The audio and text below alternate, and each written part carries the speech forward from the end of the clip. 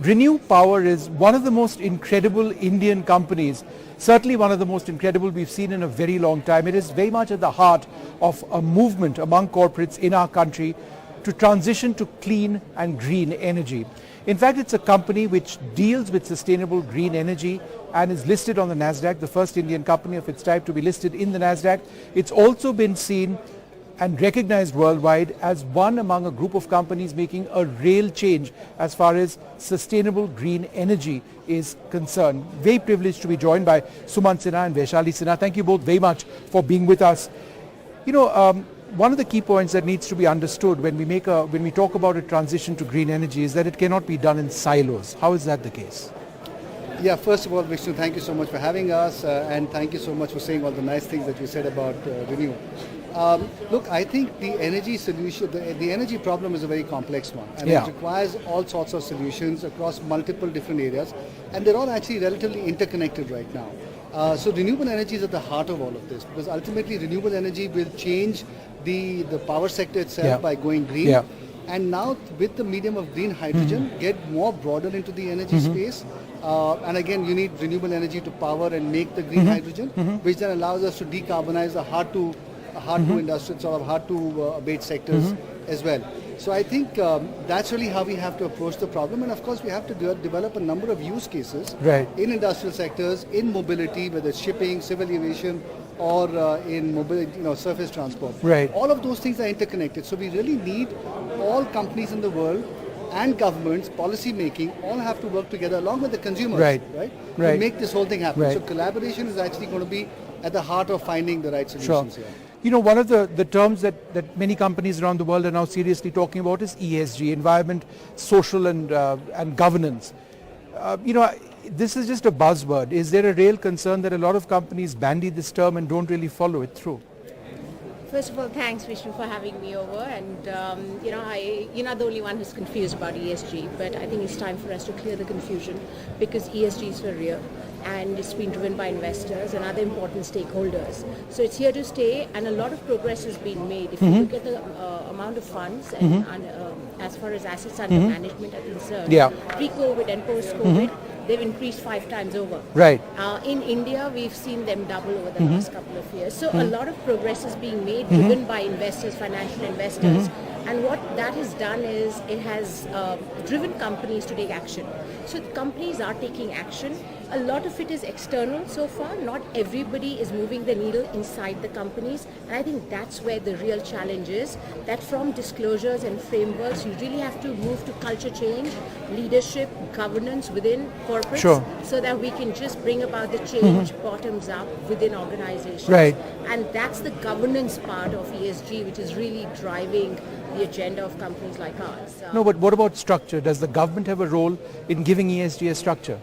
Absolutely. I mean, none of this can work without, first of all, global commitment, national commitment, regulatory commitment by industry, and ensuring we carry the communities with us. So as we've seen in India, SEBI's come out with their regulations. We've seen that in New York and in Europe. So it's happening. It's happening. We just have to make sure we commit to it, we manage the data, we report accurately, we monitor the trends, and we're moving in the right direction. So environment, social governance is the ABC, and we'll see the DEF happening soon. So it's all happening, and I'm really optimistic about it, because I'm seeing the change with respect to even being able to apply for a framework. Right. They're not accepting companies and so on and so forth. So there is action on the ground driven by investors and other key stakeholders. That's fantastic.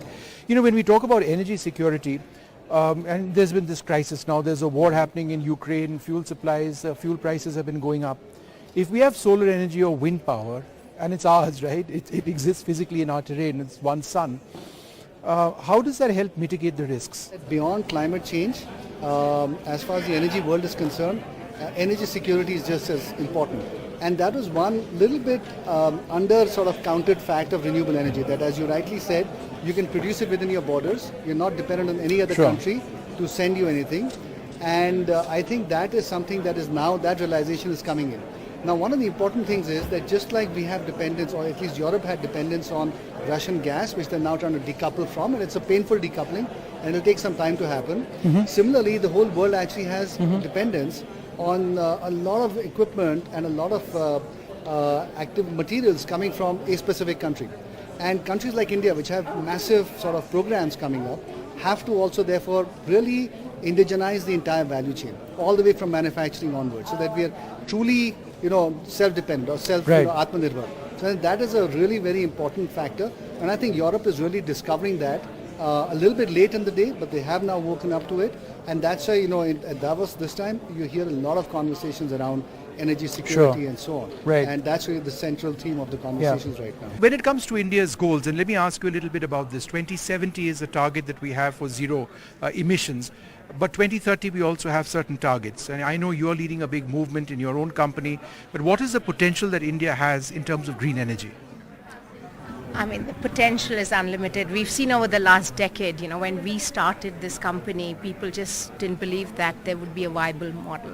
From now, where we have the whole world coming and wanting to do business in India in this area. I think the fundamental thing, Vishnu, is that whatever goals we are setting, it's very important for us to be focused on what we are doing every year. And to be able to measure that and to be able to report that. The governments must do that. Right. And what they do on every year is more important than the long-term targets. Some of us may not be alive to see that. Right. So I want to see, kind of dashboarding, digital monitoring, data, available using fourth industrial revolution to be able to do this at a national level, at a global level, at a grassroots level. Sure. And you want to also see what's happening. I want to see what's happening to the inclusive and the just transition we're talking about. Sure.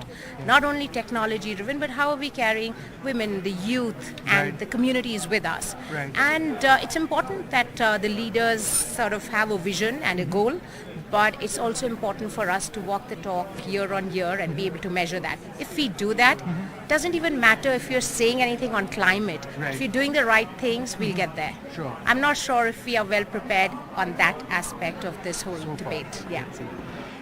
One final question. Let's look at the technology part of things. One of the big problems is storage of energy, of electricity.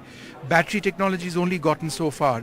And as I understand it, batteries need to still get larger and larger for capacity to actually be saved. Where are we in terms of battery technology, and how can we actually harness solar power if we can't save it efficiently? Well, I think, Vishnu, the bigger issue is how do you manage the grid at a time when renewable energy penetration goes up to 40, 50, 60%. So I think there are a number of things that you can do. First of all, you can manage the demand side a little bit. Secondly, you can use better digital technology to actually be able to absorb a higher percentage of renewables. The third thing then is to start having interventions around some form of storage. But even before that, you can start combining wind and solar together as well to give round-the-clock solutions. And you start with as little battery as you can as you can put in, and over time, as the cost of batteries come down, you start increasing the percentage of batteries.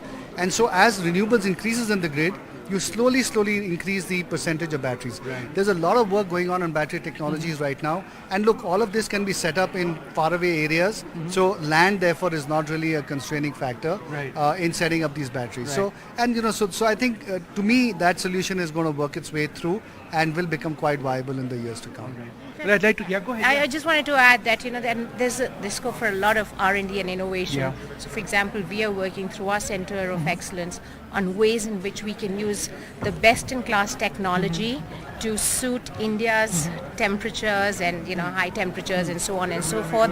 So, working with, global universities to bring that research to India and localize it. So I think one thing we really need to do is localization, and not from a patriotic point of view, but just to create greater efficiencies and uniqueness of technologies which need to be applied in different parts of the world, definitely in India as well. One final question, and this is a layperson's question. A lot of friends of mine want to actually go into solar, adopt solar for their own homes, but the initial cost is quite high. And as I understand it, the initial cost of wind power, of course, at a much larger level, is also very high for states and perhaps even companies to adopt. So when does this actually become much more affordable? Wind, of course, at a different level. You don't buy a windmill for your house. But for a solar sort of plant or solar cells is something that can be invested in. So let's talk about solar cells first on the roof of one's house. When does it become cheaper?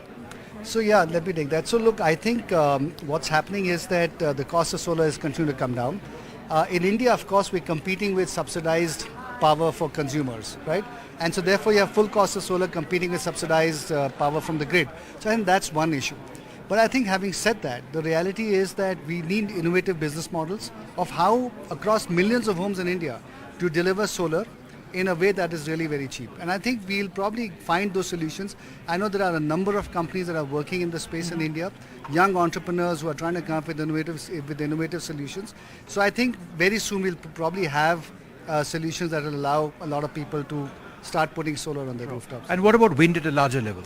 So look, wind you can't put up obviously on your rooftop because you need much higher scale. So wind will always be at a grid level in some faraway areas where land is also a lot. And what about the cost benefits of wind?